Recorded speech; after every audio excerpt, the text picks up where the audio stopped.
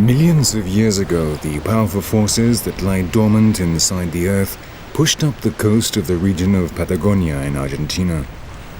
The coast was transformed and a new peninsula rose up from the sea.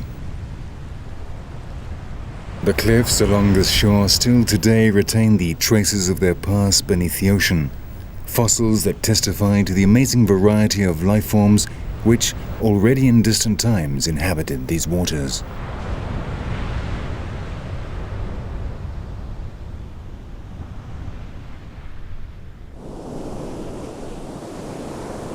This profusion of life still exists and forms the basis of the diet of the thousands of marine mammals that every year come here to breed.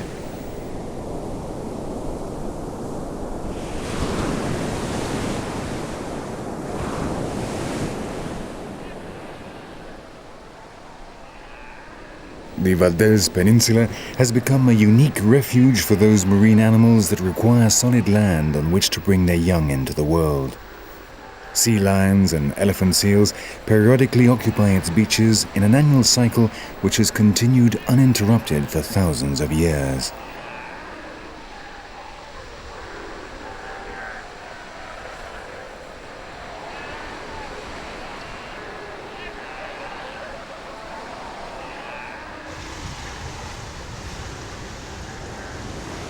Like them, the southern right whales also come here each year to procreate. The peninsula is today one of the last places on Earth where these giants of the sea can find refuge.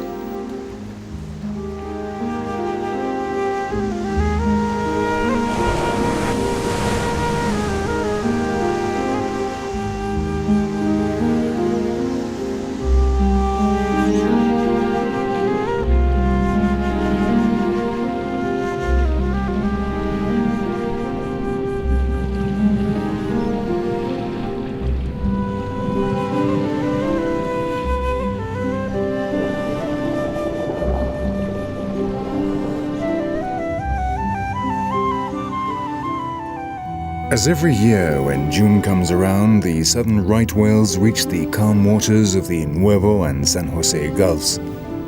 They remain here until November, when they move to the cold waters of the South Atlantic in search of krill, a tiny crustacean which forms their basic diet.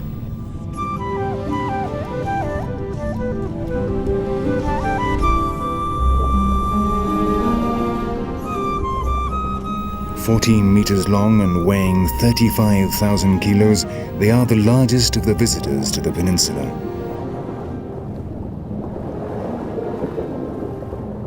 The cloudy waters in which they swim are full of microorganisms which constitute the basis of this profusion of animal life. They are the food of the crustaceans and fish, which in turn will be eaten by the large marine mammals that visit the peninsula.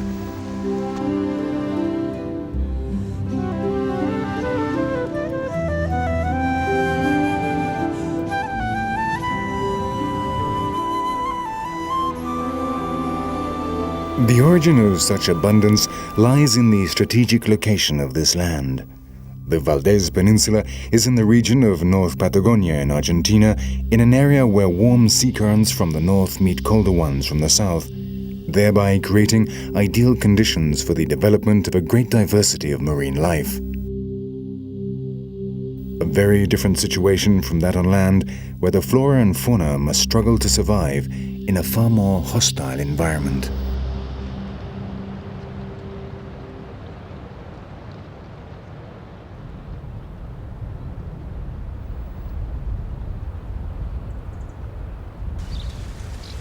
The cold lands of the peninsula receive little rain, less than 250 millimeters a year.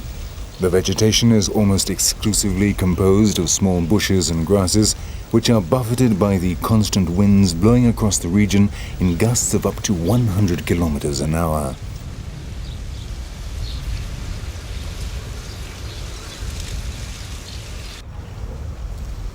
The local fauna has also had to adapt to these conditions, and what better protection from the cold than a thick coat of wool?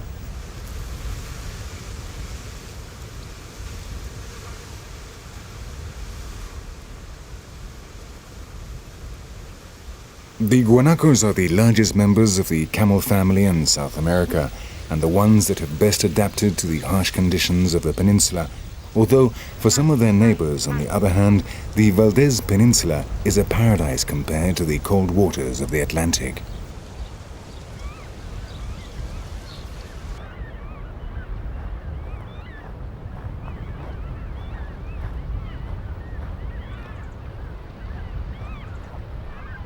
The peninsula presents one more obstacle for the local fauna to overcome. As a consequence of the climatic conditions, there is very little vegetation on the plains and nowhere to hide. For the guanacos, this is no problem, but for the Mara or Patagonian hare, this is a serious drawback.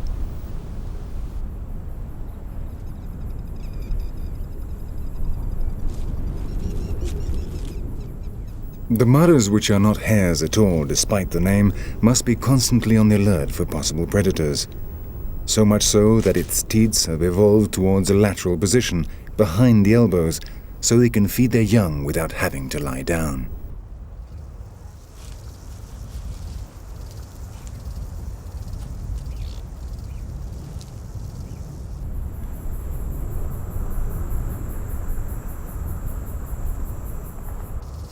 In addition, the young are able to run just a few minutes after being born.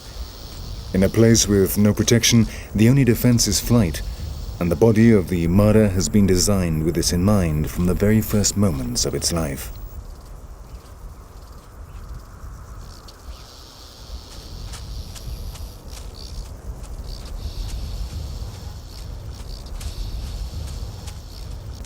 In the 19th century, a new species joined the local fauna of the region, the domesticated sheep.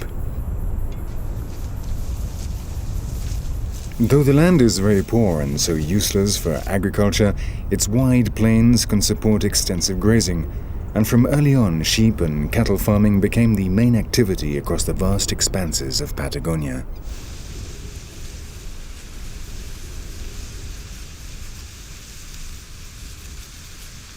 The arrival of the sheep meant not only a new species competing for the scarce pasture of the region, it also brought with it indiscriminate hunting of the local fauna, either because they were a threat to the sheep, or for their meat, or in the case of the birds, their feathers. Guanacos and rares were subjected to enormous hunting pressure, which drastically reduced their numbers.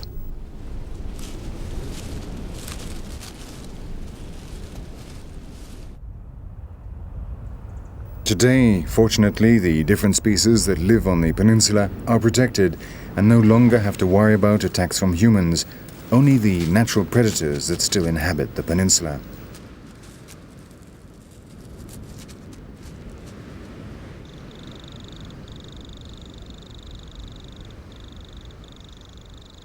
Like the Mara, the armadillo lives in a state of constant alert, and it runs off at any suspicious noise.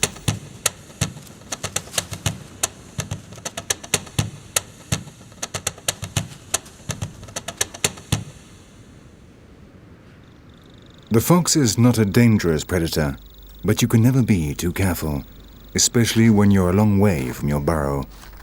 The only way to feel safe is to dig a new one, and fast.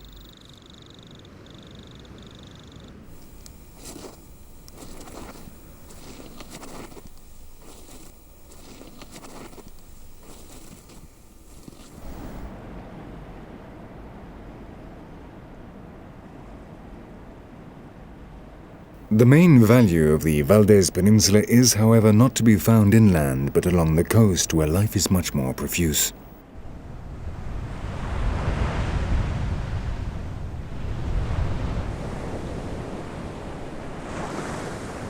The sea that bathes these coasts teems with life and provides food for the colonies of sea lions, elephant seals, and penguins that live here.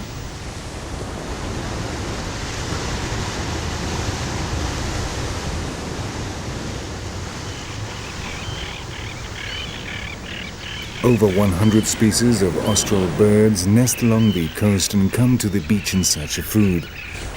Some of them, such as the seagulls, have seen their numbers rise in recent years as a result of the growth of local waste dumps, which have become another source of food for these voracious birds.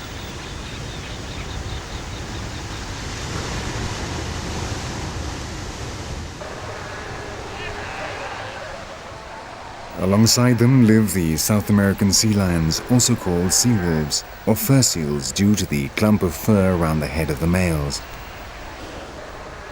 The total population on the Valdez Peninsula is estimated to be around 20,000, the majority of them females who each year give birth to hundreds of pups on these beaches. The conditions are so favorable for them that their numbers rise a little each year.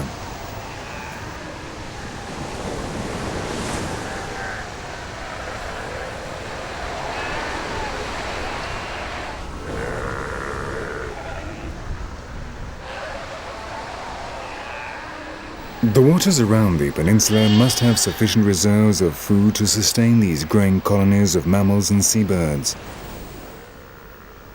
Part of these reserves is revealed at low tide.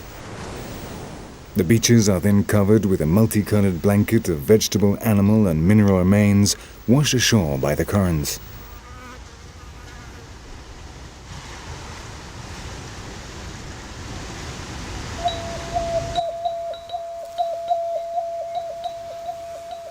Most of it is seaweed, but there are also mollusks cast onto land by the sea.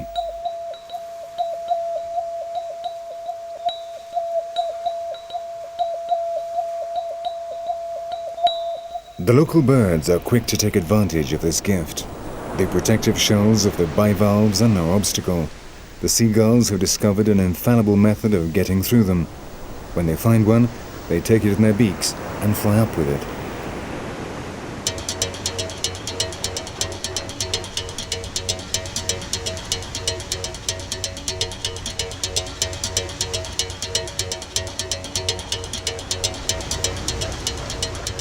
The seagull soars up, and when it thinks it is high enough, drops its precious load.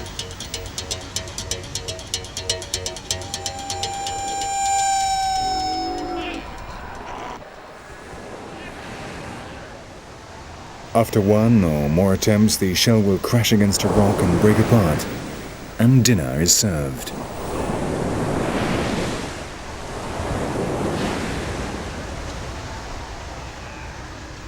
Just a few meters away, the sea lions doze on the sand. In the water, they are extremely active, but on land, they become lazy. Their clumsiness out of water and the pleasant warmth of the sun are more than reason enough to take life easy, and the colonies gather to slumber on the beach for hours at a time.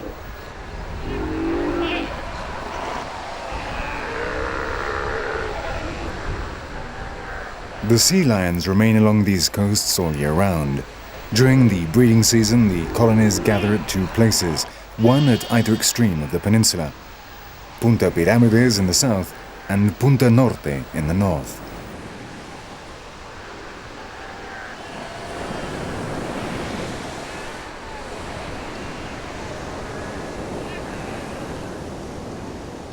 The pups also enjoy the afternoon sun.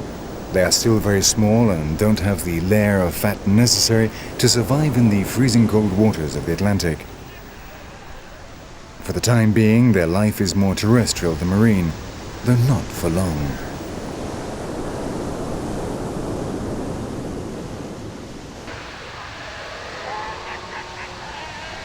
The beaches of Punta Norte are also a meeting point for another member of the seal family, the elephant seal. The elephant seals are the largest members of the seal family in the world.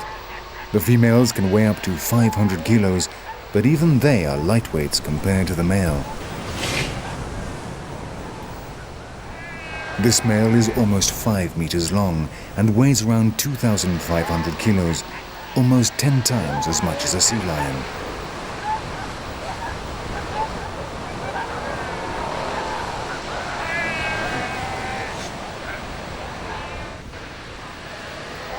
The Valdez Peninsula is the only continental region where elephant seals have established a breeding colony.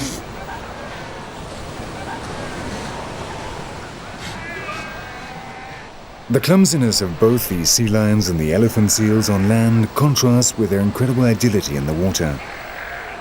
Their legs have evolved into flippers and have conserved almost nothing of their former function. Only the claws at their ends remind us that once they were used to run across the ground.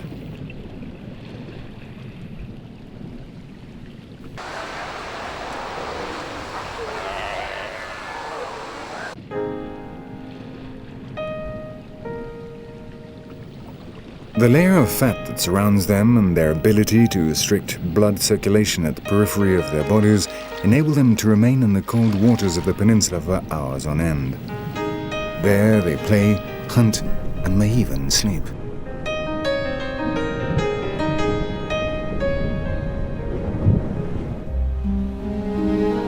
In the middle of the year, a new sound can be heard in the sea.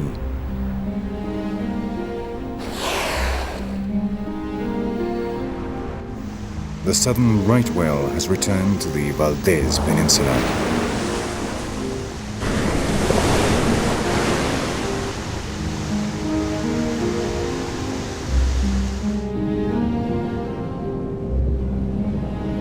Every year, some 600 individuals of this species come to the calm waters of the San Jose and Nuevo Gulfs. Like the sea lions and elephant seals, the whales are mammals which have adapted to marine life, but they have gone one step further down this evolutionary path. Their extremities bear no reminder of their former life on land, and their enormous weight means they are unable to leave the sea.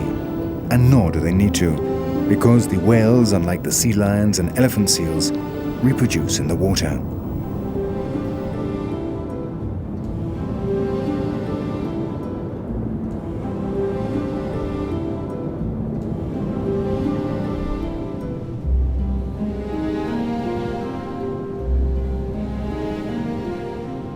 Despite the richness of these cloudy waters, the whales do not come to the Valdez Peninsula to feed.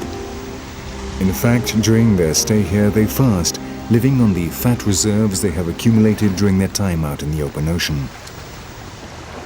But the waters of the peninsula continue to be their chosen destination for two fundamental reasons.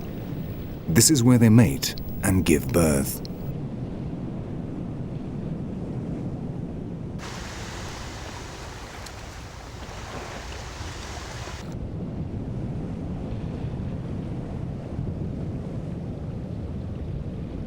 There was a time when this image was on the verge of disappearing. The slowness of the right whale, the fact it floats when dead, and the enormous quantities of fat on their bodies made them a prized target for the whale hunters. The Valdez Peninsula was no longer a safe haven, and little by little the whales stopped coming here. Even after they were declared a protected species, it was years before these cetaceans returned to their old sanctuary to once more breed. Today, over 50 years after the ban on hunting, the coast is again a place where both adults and young can peacefully swim in safe waters.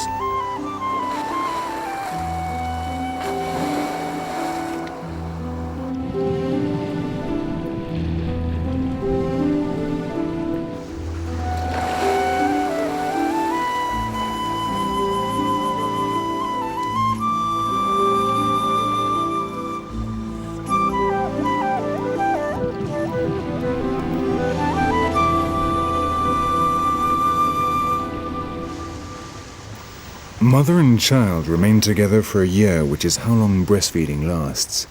This dependency and the long pregnancy means they can only reproduce every 3 years, and so recovering the population is a slow process.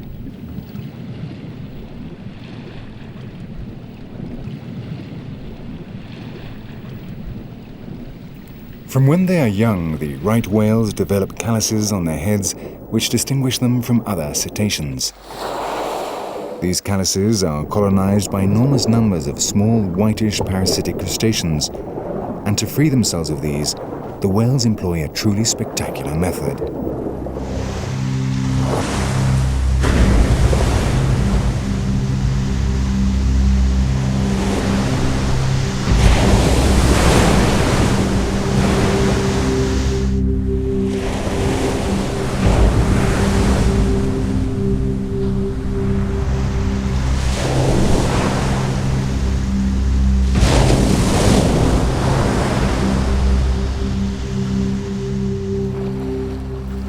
According to some zoologists, these impressive leaps serve to get rid of the parasites, though others believe they do it simply for fun.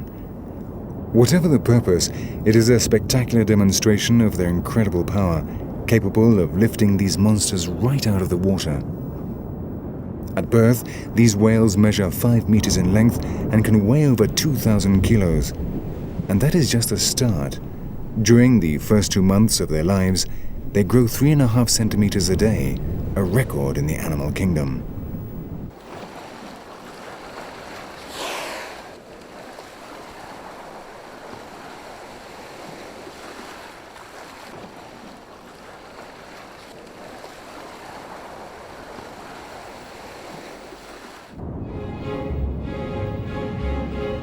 During these first stages of growth, the mother is extremely attentive to her child, even helping it to breathe by swimming beneath it and lifting it up to the surface.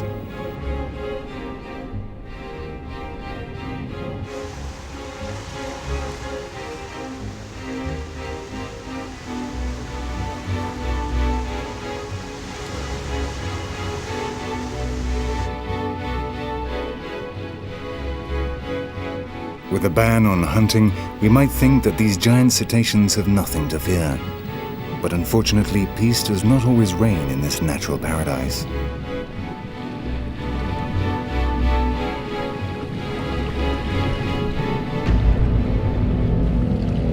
A wound is a sure sign that predators are around. The orcas or killer whales have come to the Valdez Peninsula, attracted by the abundance of prey swimming in these waters.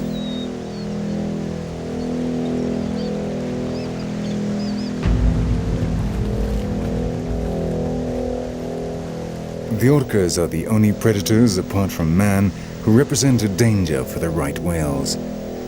The adults are not easy prey, but a young whale caught alone stands no chance against a family of orcas and its coordinated attacks.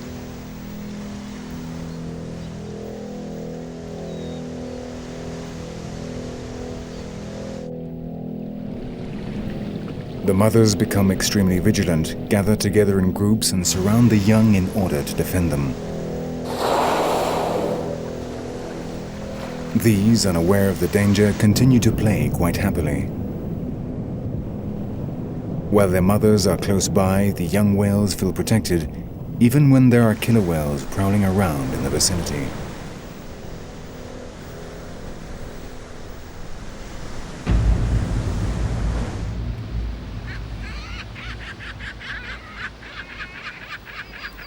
A change in the weather marks the arrival of the southern spring, and the peninsula receives one of the last rains that will fall here in the rest of the year.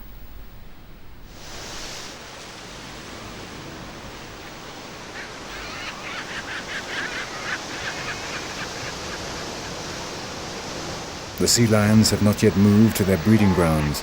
They are in the south of the peninsula and also threatened by the most feared of all visitors.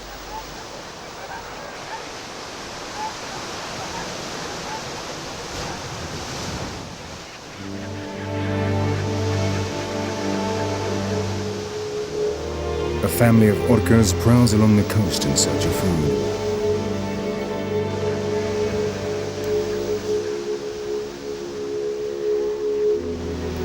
This time, however, their target is not the sea lions, but relatives of theirs who have already begun breeding.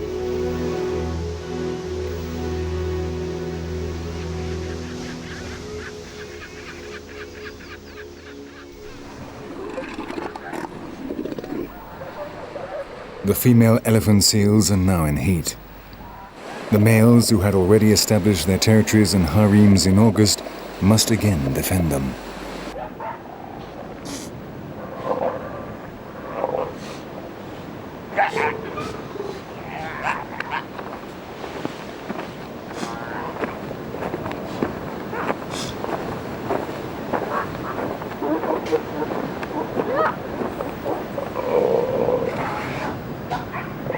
The young are repelled with ease, but when the competitor is an adult, a terrible clash is inevitable.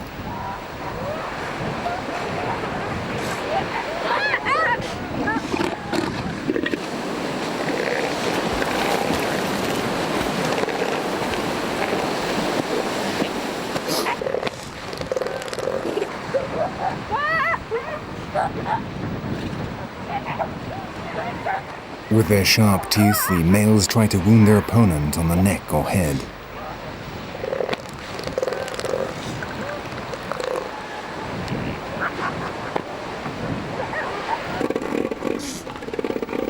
And this is the victor's spoils, an entire harem of 14 females that the defending male had managed to collect as a result of innumerable fights. A prize well worth the effort.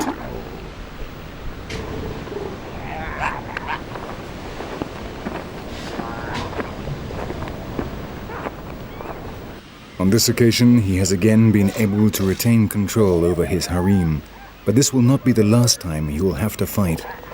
In the course of the month, each of the females will come into heat, and other pretenders will seek to conquer his fiefdom.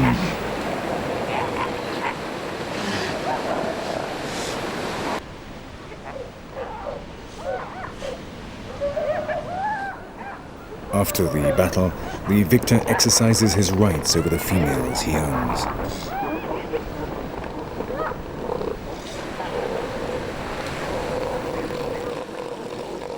The female has little to say in matters of reproduction.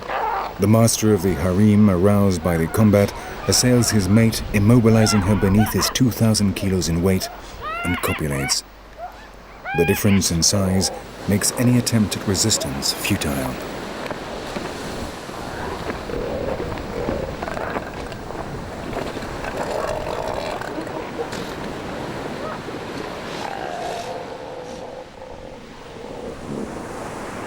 During the breeding season, the male does not eat, and so after 10 weeks of fasting and intense exercise, his weight can drop by as much as 40%.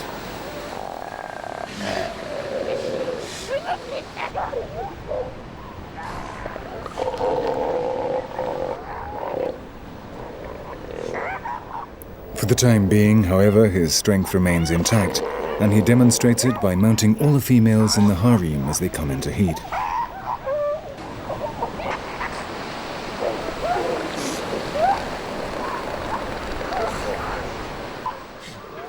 The females are not all receptive at the same time. The last ones to arrive on the peninsula are not yet ready to mate. They still have 3 weeks of breastfeeding, during which time the fur of the young will change from black to grey, and they will put on weight. At birth, they weigh 45 kilos, which will rise to 250 kilos at the end of this period.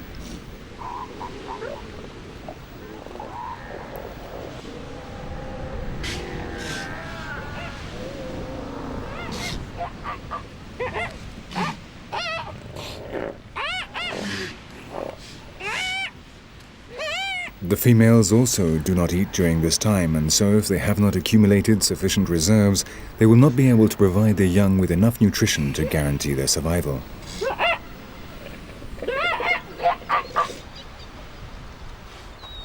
This pup has been abandoned by its mother and will very quickly die of starvation.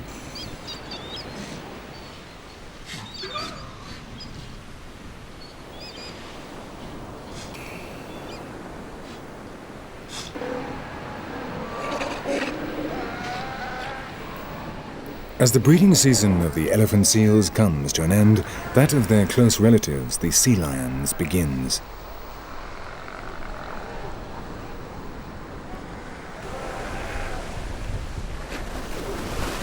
The males arrived around the middle of December in order to stake out their territories and wait for the females.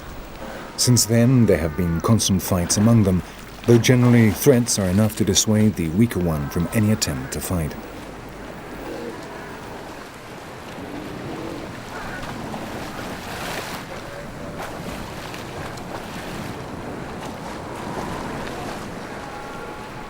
The females arrive shortly after, and after giving birth, they are again ready to breed. They can copulate from 1 to 3 times, and not always with the same male. They all arrive at the same time, and the breeding season can last for 2 months. This is a severe test for the males, who during all this time do not eat and hardly sleep. Gradually, their strength diminishes, and competitors prowling around the harems manage to escape their vigilance and copulate with a female, even if it is in secret and beneath the water.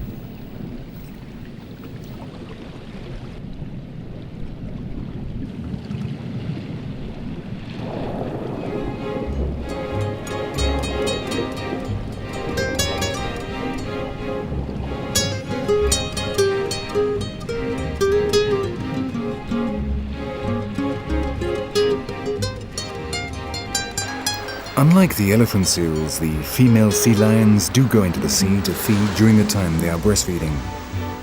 Meanwhile, their young wait for them on the beach, unprotected.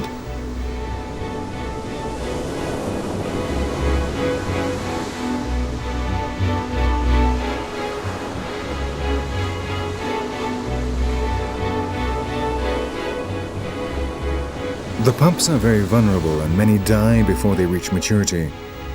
The petrels know this and keep a careful watch from up in the air to be the first to spot the dead bodies.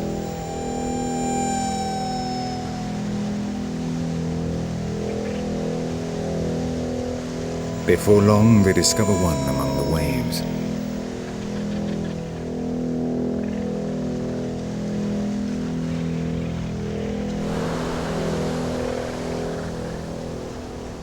The high mortality rate in the colonies and the large number of placentas the mothers leave lying on the beaches are an important source of food for the birds. Thousands of petrels, seagulls and cormorants enjoy a period of abundance which can last throughout the entire southern summer.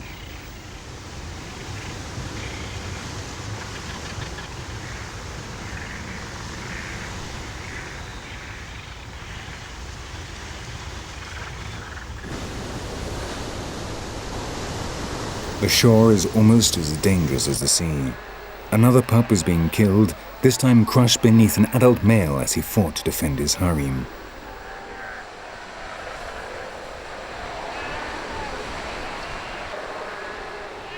This is an everyday occurrence in the colony, but the mother continues to protect it, unable to accept its death.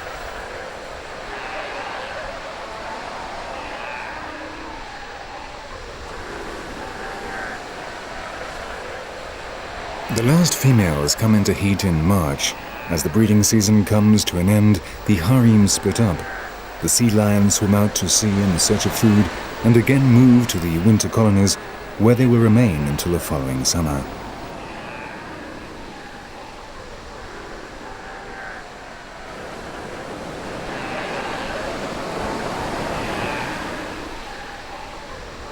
The young have to be prepared for this long swim, and now take their first dips in the sea. Little by little they approach the water, and swimming lessons begin.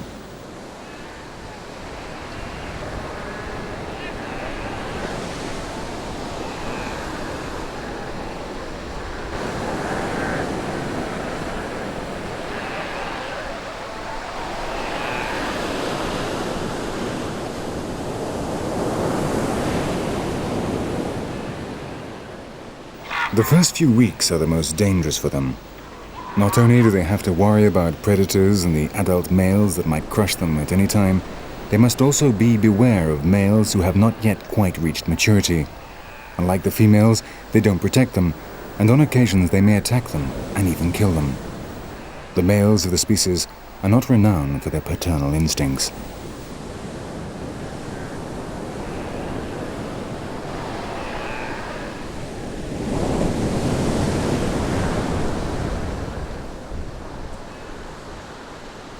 Around this time of year, in the middle of February, the sea lions receive the second visit of their most feared predators, the killer whales.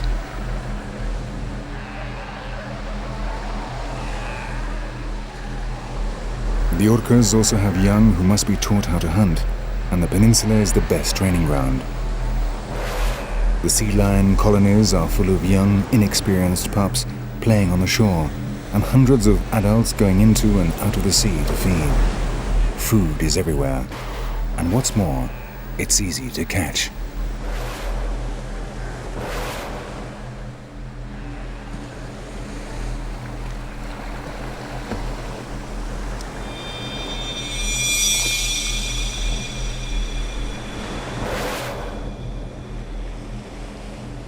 With the enemy around, everyone is on their guard.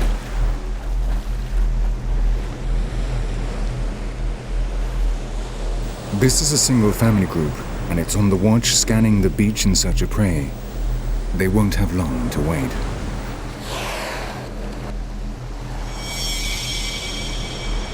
After waiting for them to pass by, a sea lion decides to enter the sea. The female leading the group of orcas has seen it, and they all turn back. It's the chance they've been waiting for. The sea lion has just realized, but now it's too late. Its fate has been decided.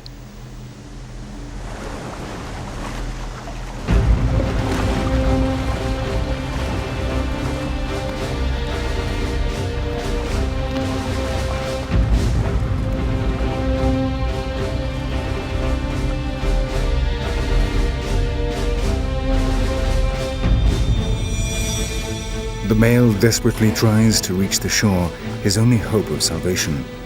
But he has swum too far out, and the orcas will not let him escape.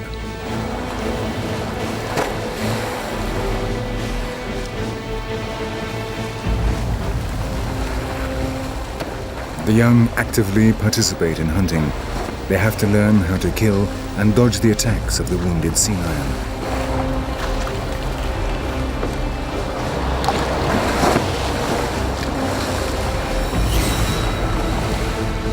The killer whales are in no hurry.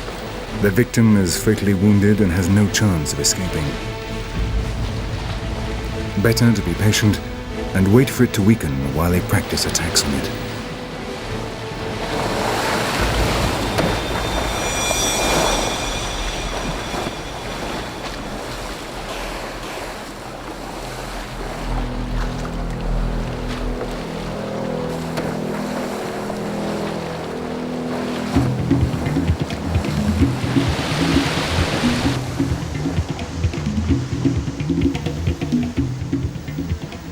After several minutes of fighting, the sea lion is as far away from the coast as at the start. All efforts will be futile against one of the largest and most intelligent predators in the ocean.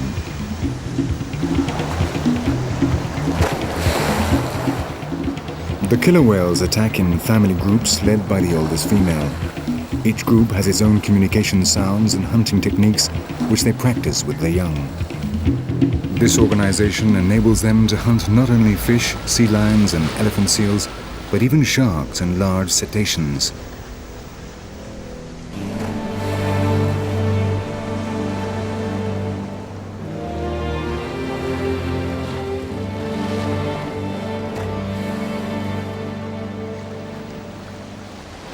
Little by little, blood loss and the exertion weaken the prey. Attacks become increasingly slow and spaced out. Very soon it'll no longer be able to defend itself and will die.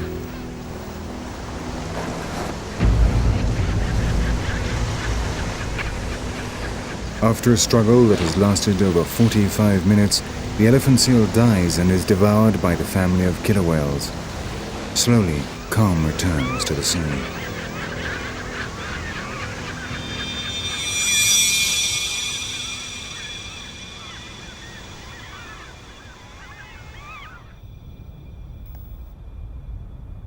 During all these months, the Valdez Peninsula is home to birds that have adapted to marine life better than any other, the penguins.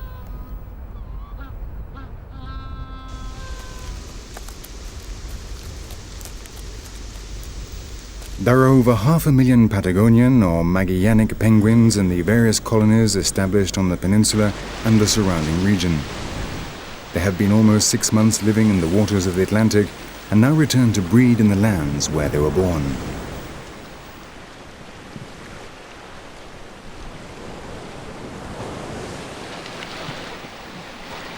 In the middle of August, the first males arrive along the coast.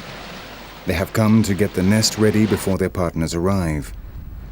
Like a procession, they all march inland, looking for the same hole they used last year. If they find it, they will have to prepare it and defend it from the males who have come for the first time and want a ready-made home. In just a short time, the nesting areas are full of clean nesting holes, each one guarded over by a male.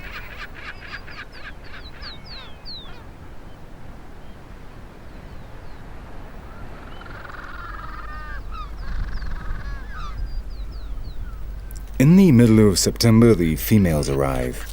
Penguins are monogamous, so last year's couples will reunite. Newcomers will need to take great care in the construction of their nests in the hope of being chosen by one of the single females.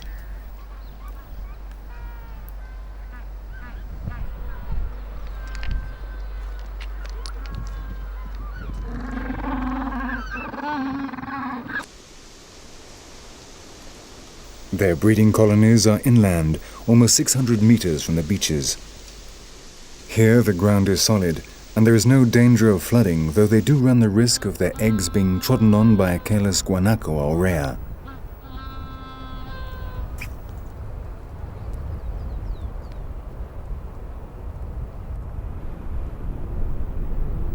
The most sought-after nests are those beneath bushes where the plants will offer protection from the sun.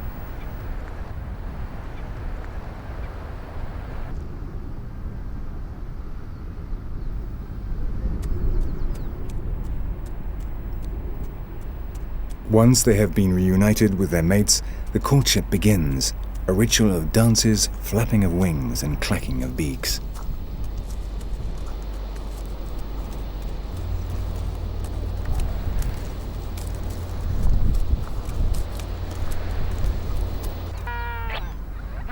When the ceremony is over, copulation takes place and will be repeated several times in the course of the next few hours.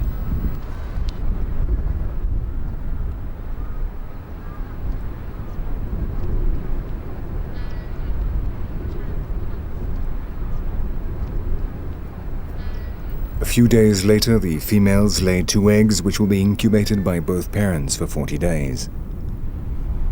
While one remains in the nest, the other goes into the sea to feed. Their wings, converted into flippers, and their tapered bodies enable them to reach underwater speeds of up to 24 kilometers an hour, an impressive achievement for a bird.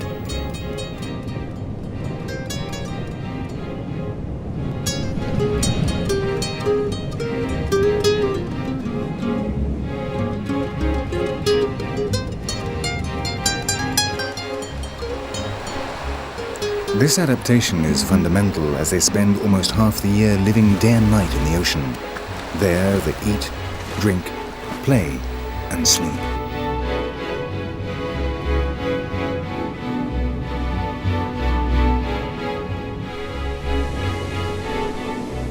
Once they have satisfied their hunger, they quickly return to the nest where their partner is waiting for the change of guard.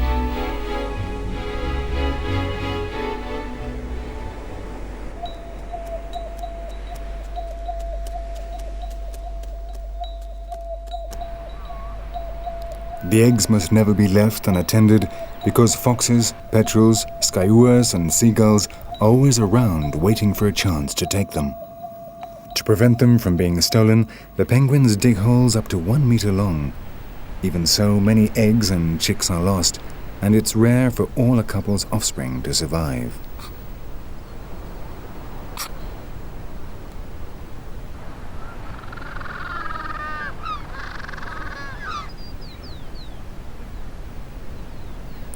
After hours waiting and watching, a seagull has discovered 2 unprotected nests together and swoops down on them. Though there are many other nests nearby, no neighbor risks abandoning their own eggs to defend someone else's. The parents' carelessness will prove fatal.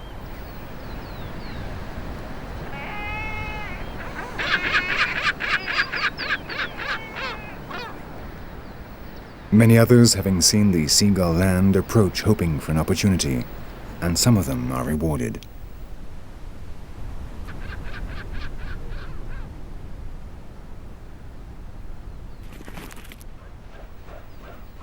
The presence of predators raises the alarm in the colony.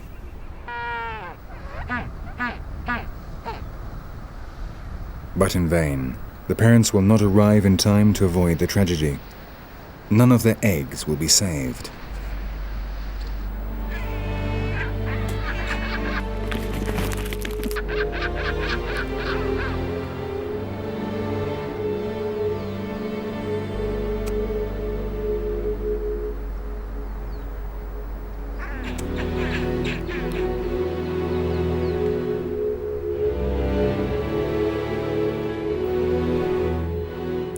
The parents of the nests that have been attacked are at this moment 800 meters away on the coast. Both they and the other penguins have not dared enter the sea for some minutes now. Another group of killer whales has approached the coast close by.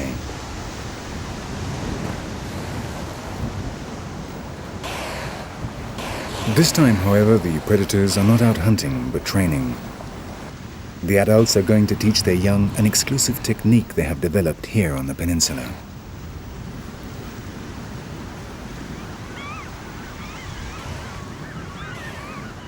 The beaches of the Valdez Peninsula are steeply sloped, so just a few meters offshore the killer whales can swim quite freely. This characteristic allows the predators to patrol the coast and use a hunting technique which is unique in the world. The killer whales localize the sea lions on the shore, and once they have chosen their target, launch themselves onto the beach. They'll be stranded on the sand, but with the slope, it won't be too difficult to return to the water.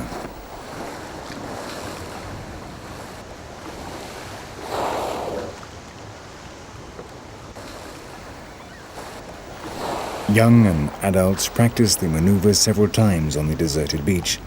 If they don't become expert in the technique, the risk of becoming stranded forever on land is very high.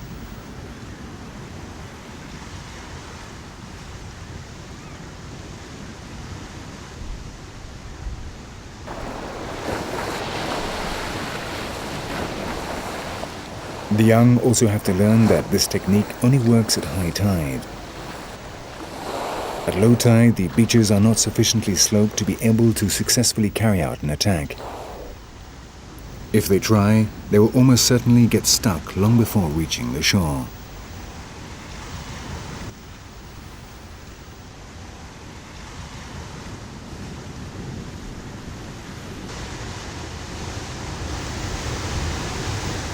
The class is over. Little by little, the family of killer whales moves away from the coast, closely watched by the penguins and the sea lions, who finally can return to the water. The young, like those of any species, take advantage of the rest to play together while the group moves off into the sea.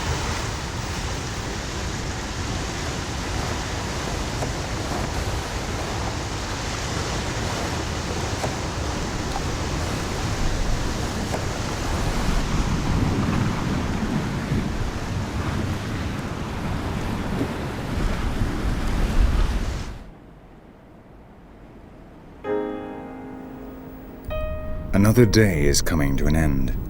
The temperature starts to fall, and the different species that live on the peninsula take advantage of the final minutes of light before returning to their burrows.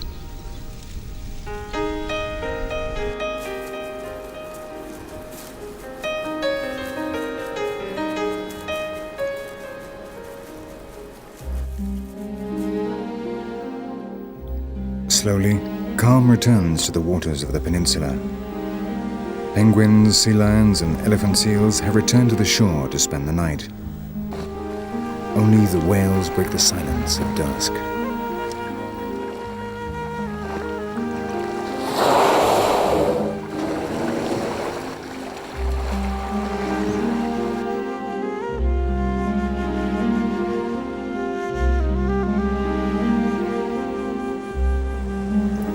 The Valdez Peninsula is today a unique and irreplaceable refuge for the wildlife of South America. Human presence, the first signs of which date back 3,200 years, has not managed to destroy this natural paradise.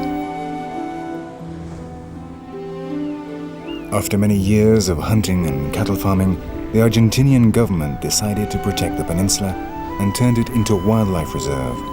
Another Eden has been saved.